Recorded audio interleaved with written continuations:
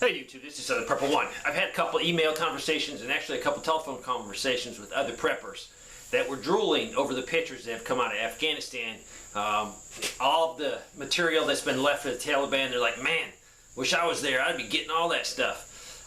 So I want to address that because a lot of people have this fantasy about, well, when the crap hits the fan, I'm just going to go salvage and I'm going to get stuff off the battlefield. I'm going to, find stuff. That's a fantasy, and I'll explain why.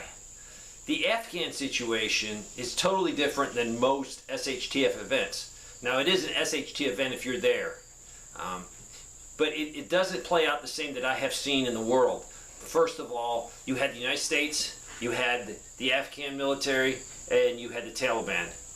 And that stuff was left for a reason. It was left on purpose for the Afghans, or maybe it was left on purpose for the Taliban. But that's not the video I'm doing right now. That's definitely another video. So don't think because all that stuff is nice and neat laid out there that it's going to be like that in a worst case event. And it's what you're seeing because of social media, the news, people reporting it. So if you were at your little house in an SHTF event, you're not going to see all that stuff that's happening. For you, it's just going to be local. And if it's local enough where you're seeing all that action around you, then you're probably in the wrong place or you're not going to last long. It'd be a bad thing for you. So don't use Afghanistan as a case study for salvaging war material on the battlefield. Iraq, I did not see that. And I was there when we kicked off the invasion. 101st went across the border very quickly when the war kicked off, and I worked my way south to north to get into my battle zone, my battlefield zone. So I saw a lot trying to get to my area of operation. And what I saw was the Iraqis, yeah, they did fight back, but they stripped their uniforms off, and you did see the amount of war materials just laying there for you to take. Totally different. If the military had it, they hid it, or civilians would find it before us and they would take it to protect themselves. So it's totally different. And SHTF in the United States, no one knows how it's going to be, but seeing I've been on a lot of military posts, I've lived on them, this is my take on it. SHT event kicks off, the government loses control, there's local generals on each post. They would probably try to maintain order on the post because guess what? There's thousands and thousands and thousands of soldiers and their families that live on that post. And they have the infrastructure in place too. They have MPs. They can take control of that post. And it would be in the best interest of especially all the people living on that post to have a stable post. Even if it's chaotic outside, there's a lot of smart guys that will say, hey, stability is what we need. So you might not have access to the bunkers full of ammo, the bunkers full of equipment.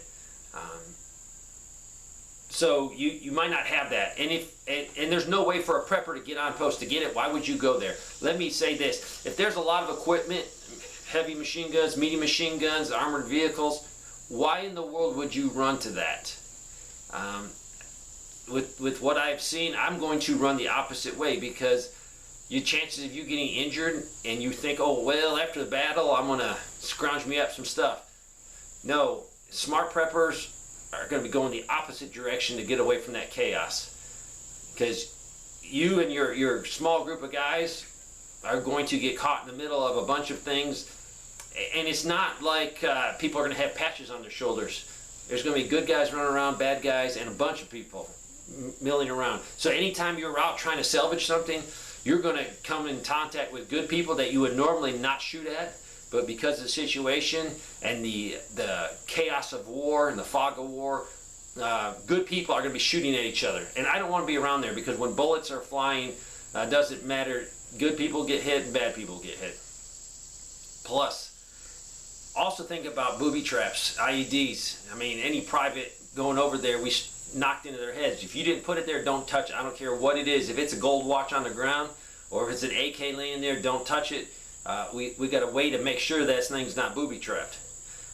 And that's what you know, a lot of people don't think of. Yeah, you might say, oh man, I found that sniper rifle. Look, pick that up, man. That's mine. I got it first. Kaboom. That can happen in a worst case event. It's happened in a lot of conflicts, especially Vietnam. So, I don't think it's going to be as readily available as a lot of people are thinking.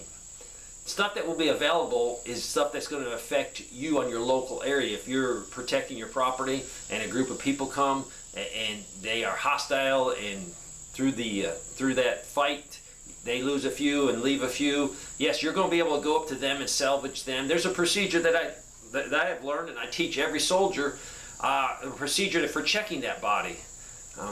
I don't know if I've done a video. I get very confused on what videos I do because I teach people all the time. And so did I teach people locally or did I do a video? So I might need to do a video on how to check that body when you come to it. There's a procedure to do. So you don't get a nasty surprise when you roll somebody over or you pick something up. Hypothetically, you got your small band of people and you have the Afghan scenario. You walk in there and shelves of stuff, all kinds of M4s, AKs, flak vests, helmets, camo gear, magazines, ammo, night vision, all kinds of stuff laid there. You know, that's the prepper's dream. That's why if you are trying to salvage, hopefully you carry some Army issued duffel bags. You can put a lot of stuff in that duffel bag. But my ideas for you to do this first. You have that beautiful scenario in front of you.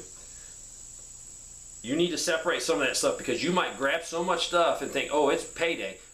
But while you're leaving, another group sees you. They might not let you take all that nice free stuff with you.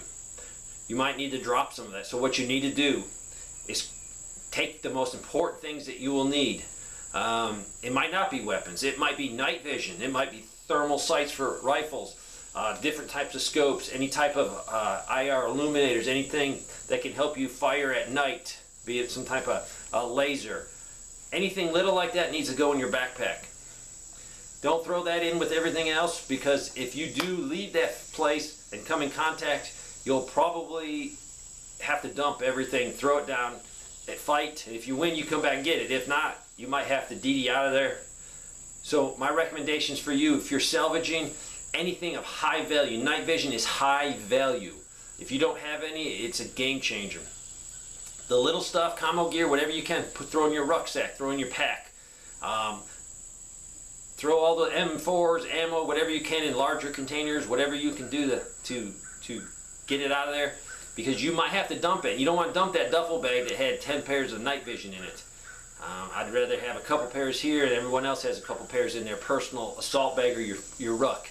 So you got to think it, because you might not get all that stuff back. Let's talk about big vehicles. Yeah, you might be able to take an armored vehicle of some sort if you know how to drive it. But will that attract so much attention that all these other people on the battlefield are going to be targeting you? So you got to think about that. What do I need to take? For me, I don't see that as a viable solution. You see it now because of the TV set. You see all this stuff left. If you've ever had a medium machine gun, a heavy machine gun, or any type of piece of war equipment other than a standard rifle shoot at you, you will learn very quickly that when this happens, if I'm not involved in that, I'm going to DD out. I'm not going to go towards the problem and try to salvage anything. I want to live. There's nothing worth my life. Now, there might be occasions where you need something so desperately, maybe it'd be medicine, that you're willing to risk a little bit more. But overall, preppers, we're not set up for combat. We're not set up to do anything. We're set up to survive, to prepare, and hopefully take a community and organize it. If you had an organized community, you have more chances of salvaging things. But remember, everyone's going to be thinking salvage, salvage, salvage. So you're going to be bumping heads with a lot of people out there, and every time you bump into someone, the chance of a conflict is high. Is your life worth it? Is your son's life worth you trying to go over there and scavenge some stuff? That has to be weighed, the value. So hopefully that helps. I don't think that's going to be just widespread walk into an arms room and be able to just take whatever you want off the shelf. But it will be available if someone confronts you on a local level, that yeah, you'll be able to salvage off of what they left for you, off their dead, off their wounded. But that's going to be about it, and that's all I want to do.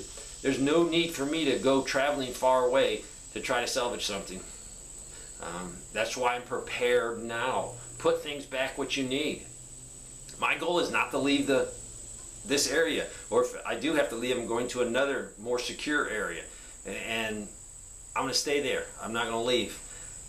I don't want to have on my conscience that I bumped into another group of people that just trying to salvage, and we shoot them and kill them and then realize, oh, they weren't a threat to us.